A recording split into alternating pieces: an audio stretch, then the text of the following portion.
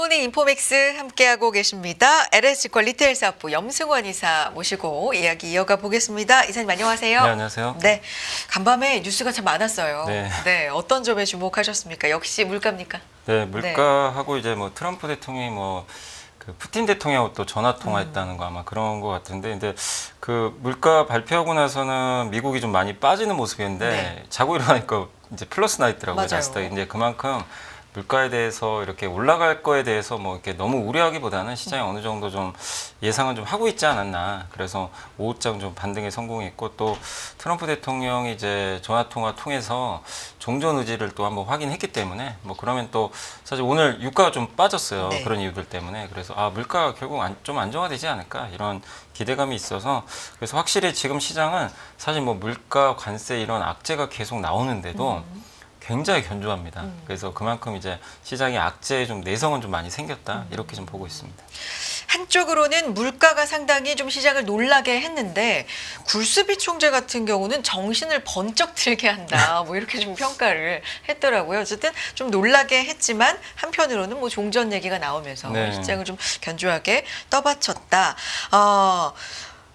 그 가운데에서도 기업별로 좀 다르게 움직였는데 뒤에서도 좀 자세히 얘기하겠지만 메타 움직임이 진짜 심상치 않아요. 거래일로 보면 거의 한 달 가까이 지금 오르고 있는 거 아니에요? 그러니까 이제 우리가 M7 중에서도 사실 이제 그 중에 4인방 있잖아요. 이제 메타, 구글, 아마존, 마이크로소프트, 이 네 개가 이제 결국 같은 이제 AI 대규모 지출하는 그렇죠. 투자들로 이제 딱 분류가 돼 있어서 뭐 나머지 이제 빅테크 세 개랑은 좀 약간 다른 모습인데, 근데 이들이 공통점은 다 엔비디아 칩을 많이 구매를 했단 말이에요. 네. 근데 메타만 지금 AI로 돈 버는 게 확인되니까 시장은 이제 일로 쏠려버리는 거죠. 그리고 딥시크 사건 이후로 이제 투자들의 잣대가, 그 전까지는 그냥 뭐 투자해서 뭐 그래도 돈을 잘 벌잖아요. 내 회사 다 잘 버니까 AI로 당장 못 벌어도 뭐 어차피 투자 지금 해야 되는 거니까 인정을 해줬는데, 딥시크 사건 터지고 나서는 이제 생각이 바뀌었죠. 언제까지 투자만 할 거냐, 돈 벌어라, 이 이제 생각이 더 강해졌는데, 딱 보니까 메타만 그게 보이는 거예요. 나머지는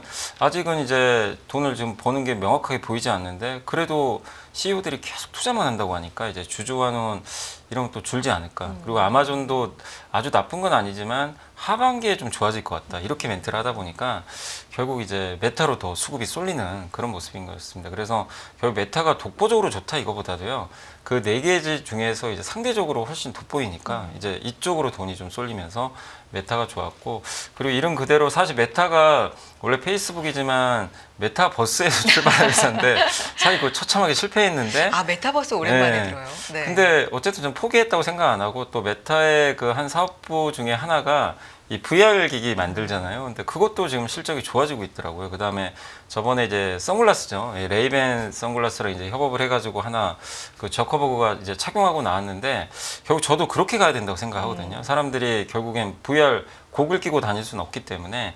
근데 거기서도 뭔가 AI랑 이제 여기에 AI를 좀 심어주면 이걸 이용해서 서로 대화하면서 또 서비스를 활용할 수도 있거든요. AI 글라스 실제로 이제 쓰신 분 가까이서 봤는데 실제 안경 같아요. 네, 안경, 선글라스잖아요. 그러니까요. 근데 그걸 통해서 이제 그 사물을 바라보면 이 디지털 세상하고 이제 겹쳐 보이니까. 근데 거기에 AI 음성이 들어가면 또 다른 세계가 또 펼쳐질 수 있거든요. 근데 그거를 가장 먼저 지금 또 제시한 기업 중에 하나니까, 진짜 AI로 지금 광고로도 돈 벌지만 기기를 통해서도 돈 벌 수 있겠구나.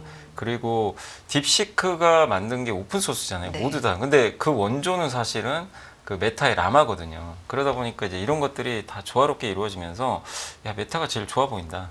상대적으로 주가도 엄청 또 고평가 상태는 아니다 보니까 그래서 메타가 좀 독보적으로 강한 거 아닌가, 이런 좀 생각이 듭니다. AI 기업 계속해서 이제 투자만 하고 이익은 언제 볼까 의구심이 상당히 좀 있는 그런 시장에서 메타는 그렇지 않다. 뭐 이런 평가가 상당히 좀 좋게 작용을 하고 있다. 메타가 18거래일 연속해서 상승 마감했다까지 짚어봤습니다. 우리 시장 얘기 좀 해볼까요? 일단 견조하다, 시장 견조하다 말씀해 주셨는데 관세 얘기 계속해서 나오고 있는 와중에도 연초 수익률 우리 괜찮아요? 네. 지금 뭐 연초 대비해서 아마 홍콩 항생 테크 있죠. 테크 지수가 1등이고 우리나라가 2등으로 좀 알고 있어요. 이제 그만큼 완전 반전이죠. 많은 분들이 계속 미국이나 그리고 중국 주식은 하면 안 된다, 이런 좀 시각들이 많은데 완전히 반대로 지금 연초 이후로는 어떻게 보면 홍콩이 제일 강하고 우리 한국도 당연히 좀 강한 모습인데 이 두 나라가 이렇게 강한 이유는 이제 뭐 공통적으로 많이 빠졌다는 게 있죠. 뭐 워낙 많이 빠졌다는 이제 가격 매력이 있는 데다가 그냥 단순히 가는 건 좀 아닌 것 같아요. 또 지금 딥시크 이후로 홍콩에 상장되어 있는 이제 중국에 어떻게 보면 테크 기업들이 야 딥시크가 이렇게 잘 되니까 우리 AI 뭔가 해볼만 하다. 그러니까 이제 투자들의 시선이 바뀐 거죠. 그런 부분도 있고 우리나라 같은 경우는 지금 이제 이끌고 있는 그런 기업들을 좀 잘 보시면 결국 트럼프 수혜주들이 여전히 좀 강하죠. 어제 같은 경우는 조선주, 방산. 근데 이들이 옛날에 시총이 그렇게 크진 않았어요. 근데 지금은 굉장히 거대해졌어요. 네네. 뭐 현대중공업만 해도 20조가 넘고 조선주 합치면 이게 무시 못할 수준까지 올라오다 보니까 이들이 하루에 막 10% 오릅니다. 그러니까 이들의 시장 장악력이 커지면서 주가 지수에도 좀 긍정적 영향을 주고 또 딥시크 사건 이후로 또 한 가지 이제 부상됐던 게 그 우리나라에서 소외받던 두 회사 있잖아요. 네이버랑 카카오가 네. 갑자기 이제 급부상하기 시작했고 삼성전자한테도 좋은 뉴스가 이제 터졌죠. 계속 그 좀 부진했었지만 이제 레거시라 그러죠. 전통 반도체 수요도 결국 이렇게 되면 돌아서지 않겠냐. 또 특히 중국이 이구환신한 것도 좀 호재로 작용한 것 같아요. 그러다 보니까 덩치 큰 회사들의 주가가 좀 올라가는 것들 그리고 중국에서 휴대폰이 잘 팔린 거죠. 네, 굉장히 잘 팔리고. 그러니까 이 휴대폰은 네. 그냥 여러분들이 그냥 갖다 이거 반납을 하면 새 걸로 주는데 물론 공짜로 주는 건 아니고 보조금을 줘요.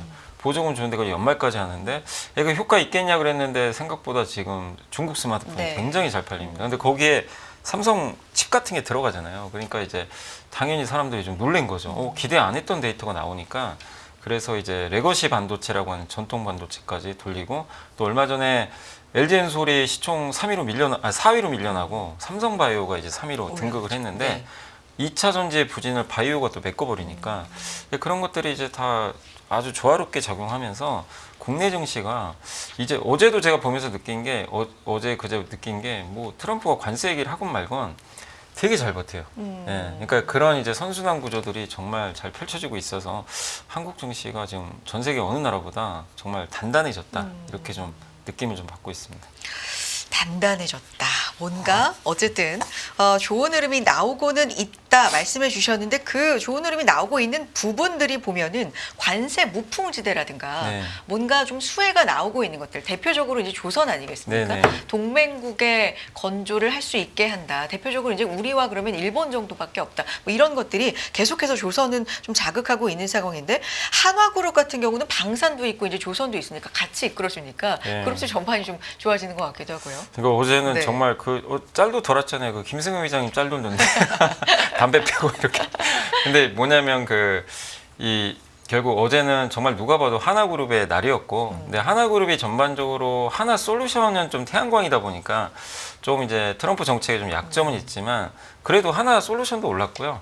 전체적인 그 그룹 구조 자체가 방산과 우주항공 쪽, 조선 쪽이다 보니까 뭐 누가 봐도 딱 그쪽 수익 라인이죠. 그래서 실적까지 이제 겸비가 되면서 주가가 이제 급등하는 그런 모습이 나왔습니다. 근데 이제 하나그룹이 작년에 정말 잘했던 게 작년에 저도 이제 작년 여름 전이었어요. 공시 보고 좀 깜짝 놀랐던 게 하나 시스템이 6, 그 다음에 하나오션이 4를 해서 미국이 갑자기 조선소 하나를 인수한다. 공시가 딱 뜬 거죠. 그래서 저걸 왜냐면 적자거든요. 굉장히 큰 적자를 보니까 이게 손익에는 되게 부정적이거든요. 저거 가지고 뭐 하나 이제 많은 분들이 궁금했는데 이제 여러분들도 어떤 이유인지 명확히 다 알고 계실 거예요. 아, 군함을 노린 거죠. 왜냐하면 미국의 법에 의하면 미국 외에서 군함 건 좀 불가능해요. 그러니까 미국 조선소를 활용해야 되는데 이제 성견 지명이 있었던 것 같아요. 그러니까 하나그룹이 되게 그런 투자는 정말 지금에서 생각하면 되게 잘했던 것 같고 그리고 이게 어쨌든 우리나라가 인수한 거기 때문에 미국의 조선소가 있어도 미국 그 정부 쪽에서 이거 한국 회사니까 수주를 안 줄 수도 있는 거잖아요. 근데 어쨌든 이번에 어제 이제 발의된 법안에 의하면 동맹국에 맡기겠다. 네. 이렇게 지금 이제 법안이 발의했는데 그럼 최우선 순위는 당연히 하나오션이 될 가능성이 상당히 높죠. 왜냐하면 거기 필리조선소가 바로 있기 때문에. 그리고 그게 되고 순차적으로 이제 현대중공업은 미국 진출 계획보다는 이제 한국에서 직접 하겠다. 이런 좀 계획이 있는 것 같아요. 근데 이 법안이 만약에 발의돼서 통과가 되면 한국에서도 그 다음에 또 건조해 한 배가 미국으로 가버릴 수도 있잖아요. 근데 굉장히 그것도 의미가 있기 때문에 어제 그래서 현대중공업도 이제 급등을 한 거거든요. 그러니까 이래나 저래나 우리나라 이 군함 만드는 기업들한테 상당히 좋은 지금 호재가 좀 나오면서 결국 트럼프 정책의 수혜고 여기서 우리가 힌트를 얻을 수 있는 건 아, 트럼프가 아무리 관세를 때리고 뭐를 해도 상대국을 위협을 해도 본인이 할 수 없는 산업이 있어요. 네. 아, 그거는 명백하게 겁먹을 필요가 없겠구나.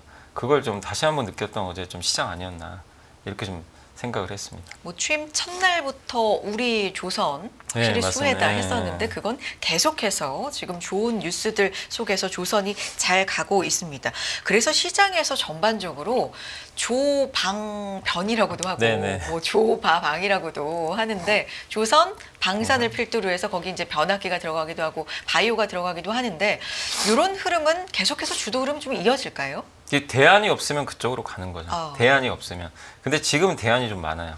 근데 그래요? 한참 1월에도 1월인가요? 아무튼 이제 작년 트럼프 당선되고 나서 사실은 트럼프 수혜주라는 게 명확했잖아요. 그들이. 그러니까 그때는 사실 대안도 없었어요. 그래서 그들이 계속 갔고 어제 같은 경우도 이제 한 번 더 치고 가는 이제 그 미국에서 법안까지 발의되니까 이렇게 했는데 저는 오히려 이제 조방변이 물론 좋지만 이제는 좀 흥분하시면 안 될 것 같아요.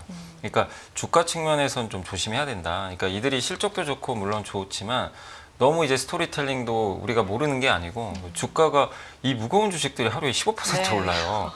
그 오히려 경계해야 돼요. 경계하시고 조심하셔야지 이제 이런 뉴스 보고 조선 시작이다 가자 이러시면 또 다칩니다. 네, 그리고 조선주는 뭐 아시겠지만 중간중간 10에서 20%씩 한 번씩 또 눌렀다가 하니까 제가 예전에도 한번 그런 말씀 드렸던 것 같아요. 눌러주는 기회가 올 거다. 근데 최근에 또 누르고 있었거든요. 그래서 한 번씩 좀 큰 조정이 나올 때 접근을 하셔야지 이렇게 또 모두가 지금 좋다는 얘기할 때 좀 뒤늦게 쫓아가는 건 좀 위험할 수 있으니까 저는 조방변만의 그런 독주보다는 지금 대안이 되게 많아요. 바이오도 있고 아까 말씀드린 삼성전자도 분위기 괜찮고요. 네. 그리고 뭐 엔터 쪽도 지금 왜냐하면 그렇죠. 또 한 가지 이슈 중에 하나가 중국의 이제 시진핑 주석이 한국에 올 가능성이 상당히 좀 높아졌어요. 그런 쪽도 지금 한 축으로 좀 놓으셔야 되고 또 상법 개정이 완전히 통과는 안 되더라도 어제 그 뉴스를 보니까 민주당 쪽에서는 이사의 충실 의무라도 좀 네. 넣자. 그럼 그게 제일 메인 핵심이거든요. 그러면 이제 저평가된 또 사람들이 이 고배당주나 이런 걸 또 찾을 가능성이 높아요. 그렇기 때문에 주주환원 잘하는 기업들도 하나의 또 축이 생길 수도 있거든요. 그래서 저는 어쨌든 지금은 너무 이제 지금 그쪽이 주도주라고 해서 뒤늦게 쫓아가는 것보다는 못 오른 거 중에서 좀 주도주가 될 만한 것들을 계속 우리가 찾을 필요는 있다. 그래서 한쪽이 독주하는 게 아니라 저는 계속 이렇게 좀 돌지 않을까 그렇게 좀 생각을 하고 있습니다. 그렇군요. 지금은 좀 흥분해야 될 시기는 아니다. 약간 네. 차분하게 그동안에 많이 주도해왔던 업종들은 좀 바라볼 필요가 있다라는 말씀이시고 대안으로 지금 또 제시를 해주셨습니다. 앞서서 메타 얘기했었습니다. 18거래일 연속 상승 메타의 매력이 무엇인가? 이 AI 기업이 언제 수익 볼까? 투자만 계속하는 거 아니야라는 의구심 속에서 메타는 그렇지 않다라는 어떤 심리가 좀 영향을 주고 있다라는 말씀해 주셨는데 이 메타가 한국 AI 반도체 스타트업 인수 얘기가 있습니다. 이름이 퓨리오사인데 이거 영화에 나오는 이름 네. 아니에요? 네. 맞습니다. 그래서 어제 이제 그 뉴스가 떴는데 물론 아직 확정된 건 아닙니다. 지금 아마 서로 그 하려고 하는 것 같아요. 지금 분위기는. 근데 이제 확정되면 아마 내용이 좀 나올 것 같고. 근데 메타가 이렇게 좀 저도 이제 기사를 좀 읽어보니까 메타가 이제 국내 AI를 반도체에서 왜 인수할까 이런 이제 그 약간의 좀 이제 생각이 좀 들었는데 결국 자기네도 지금 자체 칩을 만들긴 하거든요. 근데 그 성능이 좀 생각보다 별로 안 좋나 봐요. 메타 성능이 워낙 아니 그 엔비디아 칩 성능 너무 좋은데 이건 너무 비싸고 자기네들한테만 이제 맞춰줄 수 있는 칩이 있는데 그거를 지금 만들었는데 생각보다 지금 그게 못 미치니까 그런 칩들을 좀 찾다가 아마 한국에 퓨리오사가 좀 눈에 들어온 거 아닌가. 근데 이 칩이 지금 이제 테스트 중에는 계속 있는데 평가가 되게 좀 괜찮은 것 같아요. 그래요? 예, 전력 소모도 적고 그리고 맞춤형 또 칩이다 보니까 그래서 가격 대비 이제 지금 딥시크 소크 터지고 딱 가성비 찾잖아요. 거기에 또 이제 최적화돼 있다 보니까 결국 딥시크 사건이 메타의 또 생각을 또 바꾼 거 아닌가 저는 그런 좀 생각을 좀 하고 있고 이게 TSMC의 5나노로 지금 만들고 있다고 하더라고요. 그래서 5나노 칩이면 저는 이제 그 생각까지 드는 거예요. 저거 삼성이 해주면 좀 어떨까. 왜냐면 삼성은 4나노는 수율 잘 나오거든요. 그러니까 5나노에서 지금 한다면 삼성이 굳이 저걸 못할 이유는 없고 그래서 만약에 메타가 인수한다면 이게 커질 거 아니에요. 그러면 물론 TSMC에도 납품할 수 있겠 TSMC가 수주를 따낼 수도 있겠지만 또 국내 회사를 또 인수했으니까 삼성이 또 이럴 때 삼성이 좀 영업력을 발휘해야 되겠죠. 사실은 좀 영업력을 발휘해서 이 퓨리오사에 만약에 칩을 우리가 좀 해주겠다 이렇게 좀 나선다면 이게 왜냐하면 메타칩까지 연결될 수가 있어요. 이게 그냥 프리오사로 끝난 문제가 아니라 굉장히 큰 큰 시장. 고객사가 하나 열려버리는 거예요. 그래서 이재용 회장님이 좀 보고 계시면 빨리 좀 적합하고 좀 만나서 어떻게든 좀, 좋겠네요. 예, 그러니까 그걸 이런 거라도 하나 따내야 돼요. 무조건 따내야 삼성전자 밸류가 올라가는 거기 때문에 이거 물량 작다고 무시할 문제가 아니라 그래서 어쨌든 필요여사 인수하는 거는 우리나라 당연히 우리나라 입장에서도 당연히 뭐 근데 저는 이제 이런 기업들이 자꾸 너무 미국에만 넘어가면 결국 미국도 좋은 일만 또 생길 수도 그렇죠. 있다 보니까 그건 좀 그럴 수 있지만 어쨌든 메타 같은 큰 기업들이 한국을 선택했다. 이거는 우리가 그렇죠. 가볍게 볼 네네. 문제는 아닌 것 같아요. 그래서 상당히 좀 큰 호재가 좀 나온 거 아닌가 이렇게 좀 생각을 하고 있습니다. 이 부분에 있어서 삼성전자가 좀 수혜를 받았으면 좋겠다. 네, 저는 라는 그렇게 얘기까지. 좀 네. 네. 어제 크게 움직였던 주가 흐름 회사들 살펴보면 아무래도 이 피리오사를 필두로 해서 아직 피리오사도 이제 얘기가 나오고 있는 네, 상황이긴 한데 요거가 만약에 성사가 되면 요걸 필두로 해서 한국의 다른 업체들도 네. 이제 시장이 크게 좀 열릴 수 있다라는 기대감 속에서 VC 벤처캐피탈 창투사들 주가가 좀 크게 움직였거든요. 네. 요것도 시장을 좀 크게 보고 있는 거네요. 네, 어느 정도 그러니까- 규모예요? 그러니까 이제 어쨌든 비상장사니까 이 비상장사들에도 이제 이렇게 투자한 이제 회사들이 네이버도 아마 필요사 일부 좀 투자했던 걸로 지금 나와 있더라고요. 그러니까 일부 이렇게 똘똘한 비상장사에 투자했는데 결국 이렇게 대형 회사들이 인수를 하기 시작을 하면 물론 이제 이 벤처캐피탈의 목적은 결국 그거죠. 비싼 값에 매각하는 거거든요. 투자를 했다가 방법은 두 가지죠. M&A가 돼서 거기에 M&A 하는 쪽에 이제 지분을 넘기는 거. 그럼 굉장히 비싼 값에 팔 수 있고 아니면 상장하는 건데 이 둘 중에 하나인데 지금 필요사는 어쨌든 굉장히 미국의 빅테크가 인수한다고 하니까 훨씬 더 좋을 수가 있거든요. 그래서 벤처캐피탈 입장에서는 상당히 지금 굉장히 좋은 또 호재가 나왔고 어쨌든 미국의 메타에서 끝날 문제가 아니라 우리 한국의 똘똘한 이런 AI 기업들이 있으면 이제 미국이 뭐 구글도 그렇고 좀 찾을 가능성이 있잖아요. 그럼 벤처캐피탈 입장에서는 당연히 또 그런 기업들을 발굴하려고 또 노력할 거고 또 선순환 구조가 되게 펼쳐질 수 있거든요. 그래서 이게 필요사 인수가 좀 잘 성사되면 한국의 벤처캐피탈 시장이 또 한번 지금 요즘에 공모 시장이 너무 안 좋아가지고 맞아요. 좀 네. 위축돼 있는데 뭔가 좀 반전의 계기가 또 생길 수 있지 않을까 이렇게 생각을 하고 있습니다. 알겠습니다. 다음 얘기는 종전 얘기가 이제 또 간밤에 아주 큰 이슈로 나왔기 때문에 최근에 재건주가 상당히 좀 움직이는 흐름이 있었는데 오늘 시장에서도 그러지 않을까라는 생각도 좀 들기도 하고요. 어떻게 보셨어요? 그러니까 재건도 하나의 큰 이슈로 좀 보시면 좋고, 그러니까 네. 제가 아까 이제 뭐 조방변이 계속 주도하지 않냐 이렇게 네. 질문 주셨을 때 그럴 것 같지는 않다고 한 게 대안이 좀 많아요. 지금도 이제 방금도 이것도 하나의 대안이 될 수 있죠. 물론 시총이 크지는 않지만, 근데 어쨌든 테마 관점에선 지금 이제 2월 14일부터니까 내일부터 이틀간 미인엔에서 안보회의 열리는데 거기서 제이디 벤스 부통령하고 젤렌스키 대통령이 만난단 말이에요. 거기서 아마 종전 논의를 하겠죠. 그리고 오늘 또 이 트럼프 대통령이 푸틴과 지금 젤렌스키랑 각각 다 통화를 했거든요.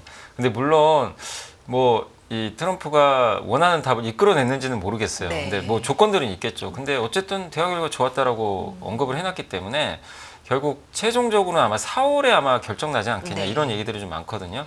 그래서 미네네이 끝나고 한 2달 정도 협상을 해서 협상팀을 이제 꾸린다고 하더라고요. 그럼 종전 논의가 이제 본격적으로 되는 거고 가능성은 저는 충분히 좀 있다고 생각을 합니다. 그래서 사실 이제 러시아나 우크라이나도 이걸 영원히 전쟁할 수는 없거든요. 언젠가 끝내야 돼요.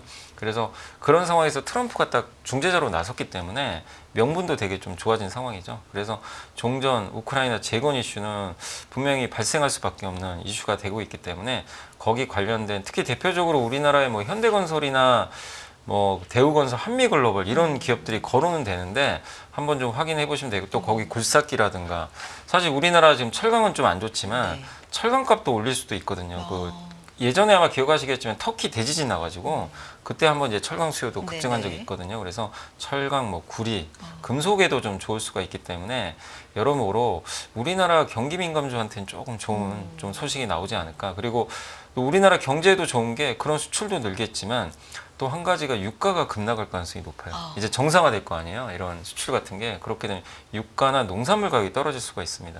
그러면 물가에 또 영향을 줄 수 있어서 오늘 사실 그 제가 미국 그 소비자 물가 보면서 제일 놀랐던 게 달걀값 때문에 소비자 물가가 많이 올랐다는 거예요. 그게 요새 몇 달 사이에 네, 좀 그런 일이 엄청나게 있어요. 많이 네. 조류독감 때문에. 근데 그게 무시 못할 정도로 올라가니까 식품값을 올려버린 거죠. 그래서 물가까지 올렸다는 얘기가 있을 정도로 이 우리가 음식료 값도 무시하면 안 되거든요. 근데 결국 그 곡창지대가 거기 있잖아요. 그래서 전쟁이 끝난다면 수출이 또 많이 정상화 되니까 물가 측면에서도 상당한 호재니까 여러모로 증시에 굉장한 호재가 되지 않을까 저는 그렇게 생각을 하고 있습니다. 이 종전 언급 그리고 종전 논의가 조금 더 여기서 속도를 내고 활발해지면은 재건뿐만 아니라 좀 확장시켜서 네. 생각해 볼 만한 부분들이 좀 많다 말씀해 주셨고 짚어주셨습니다. 이 얘기 좀 해볼까요?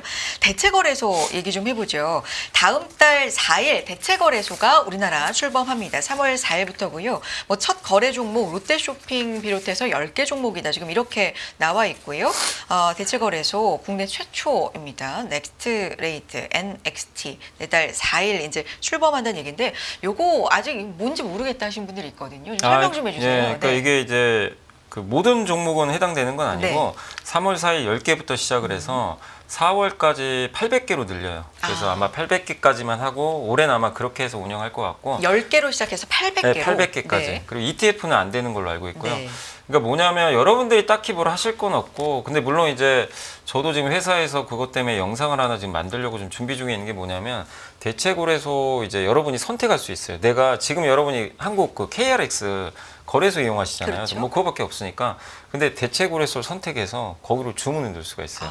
예. 그리고 그냥 중간값 보통 이제 디포트 값이라 그러는데 자동 주문이 들어가요. 이거 스마트 주문이라고 하는데 이건 뭐냐면 여러분이 설정 안 하시고 스마트 주문이면 그 이 주문을 넣는 순간 나한테 유리한 효과를 알아서 찾아줘요. 그러니까 저번에도 말씀드렸던 거 SK하이닉스가 20만 원에 내가 주문을 딱 넣는데 한국 거래소가 19만 9천 원에 있어요. 매수 단가가. 그러면 20만 원인데 19만 9천 원에 사면 되잖아요.